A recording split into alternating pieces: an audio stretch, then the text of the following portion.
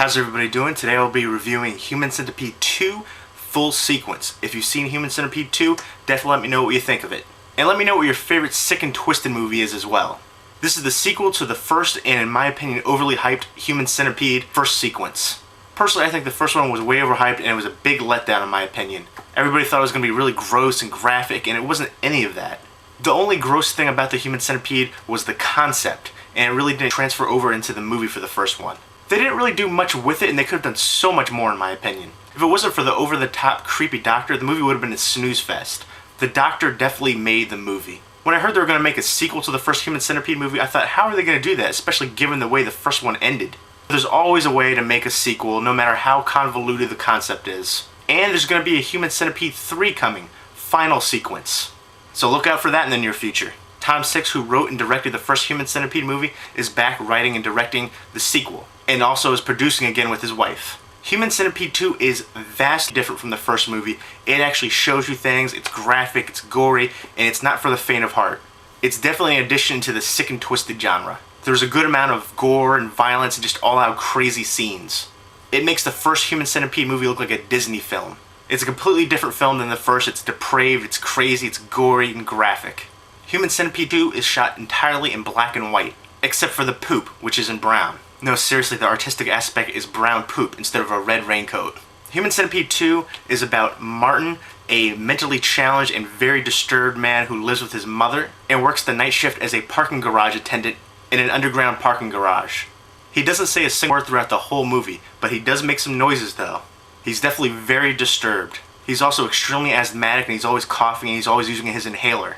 Early on in the movie, we find out that Martin was sexually abused as a child by his father, who was sent to jail because of it. And his mother blames Martin for the father not being there anymore. And essentially the mother is just really crazy and evil as well. She's always talking about how she wants to kill him, and she tries to kill him. It's pretty crazy. Now, one thing I didn't like about Human Centipede 2 was the fact that inside the film, they show the first Human Centipede movie and they make it known that it is a movie. And Martin is obsessed with the Human Centipede movie. And he even has a pet centipede, which is pretty creepy looking. He continually watches the Human Centipede movie at work on his laptop over and over, rewinds it and gets off on it, licks his fingers. It's really bizarre. And basically so obsessed about it, and he just delves into that fantasy world. He decides he wants to one-up the Human Centipede, and he wants to make a Human Centipede of his own using 12 people. That's right, 12. One by one, he attacks people in the parking garage, and he subdues them and throws them in the back of his van, and he brings them to his hideout, where he plans to connect them all into one big Human Centipede. He actually tricks an actress from the first Human Centipede movie, a part of his Human Centipede. She thinks she's going to go in for a Quentin Tarantino casting call, and instead it's him. He's pretending to be the driver, and he subdues her and makes her part of his Human Centipede. A little bit of life imitating art in a really creepy, bizarre way. Since Martin is not a surgeon, he has to improvise his own tools, and he uses a lot of kitchenware and things like that. One of the ladies that Martin abducts is actually pregnant, and she actually has another little kid in her arms, and Martin leaves the little kid in the car and locks the car and brings the mother into the van, and that aspect plays later on in the movie as well. And throughout the whole movie, you see Martin watching the Human Centipede, and you see that he's getting off on it sexually. He sticks his finger in his mouth, and at one point you see him masturbating with sandpaper. They don't actually show it, thankfully. But you also find out that he abuses his genitalia because he was sexually abused. I guess that's a common thing. They do, however, show him pissing blood, which is pretty creepy as well. I think the black and white aspect really adds to the tone and feel of the movie overall, and gives it a grittier vibe. It's very fitting for this movie. It's clear why Martin is so disturbed and why he spirals into this obsession with the Human Centipede movie. He has flashbacks of his father abusing him. He lives with this crazy evil mother who tries to kill him and says that she's going to kill him. He has a crazy upstairs neighbor who's very violent and beats him up. Even his doctor is a bit feely, touchy, and creepy. And when he has the flashbacks of his father abusing him, you hear his father talking, and he says that Martin's crying gets daddy's willy harder. Totally creepy. They say that a couple times in the movie, and it's just, really gross and creepy and just very unsettling. So his whole life he's abused sexually, psychologically. Everyone Martin seems to encounter treats him poorly and makes fun of him and abuses him in some way. It's no wonder he's crazy. The actor who plays Martin is very well cast, perfectly cast as the creepy lead in this movie. And he portrayed the role very well. And it's the actor's first and only film as well. There's a real Lenny of mice and men aspect to this film as well, because Martin is mentally challenged, and you see his obsession with the centipede and the way that he treats the people in the centipede as well. This is a movie of two halves. The first half is the backstory and the lead up and gives a lot of character development. The second half is the payoff. I will say it takes about 40 minutes to get into the gore of Human Centipede 2. And as I said, there's way more gore in Human Centipede 2 than there was in the first one, because really there wasn't barely any in the first one at all. This one will definitely be for people who are into the gore and the sick and twisted genre.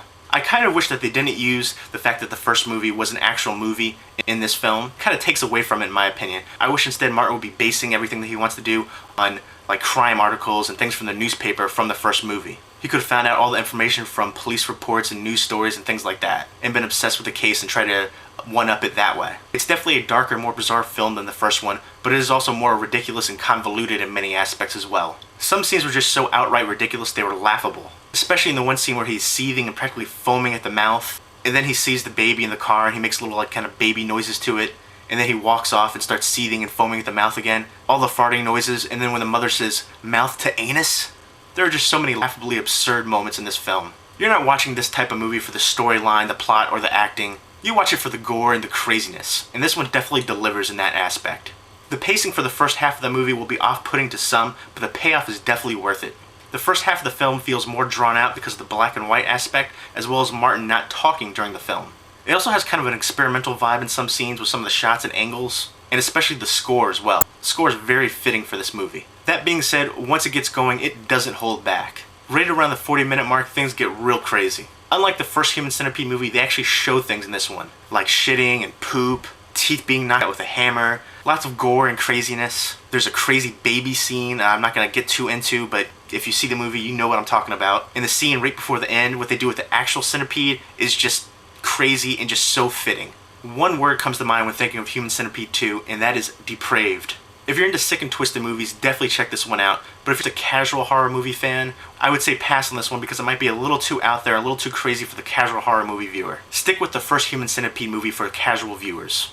This one is completely gory and just really depraved and sick. If you like the first Human Centipede movie, you might not actually like the sequel. It's a completely different style of movie. Again, it is suited for a certain audience, and that target audience will love it for the sick, twisted, and depraved movie that it is. For the movie that it sets out to be, it does so very well. I'll have to admit, the first half of the movie didn't really do it for me. It was just a little too slow, though I do understand that it adds to the overall plot and character development and depth of the film.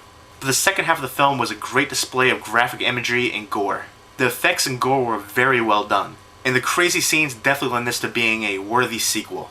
One that certainly tops its predecessor in gore and craziness. I definitely want to see how they're going to top this in the third film.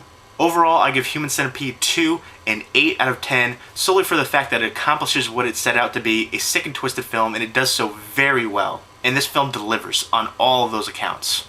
If you're into sick and twisted movies, definitely check this one out, and if you're not, stay far, far away. This movie is really solely for people into sick and twisted movies. If you're into movies like Salo, Mortem, Hangover, Vomit Gore Trilogy, definitely check this one out. And if you're not, if you've never even heard of those films, you're probably not going to enjoy this film. Now, I'm not saying Human Centipede 2 is on the same level of those films, but they are also of the sick and twisted genre, which this one fits into very well. If you've seen Human Centipede 2 full sequence, definitely let me know what you think of it, and again, let me know what your favorite sick and twisted movie is.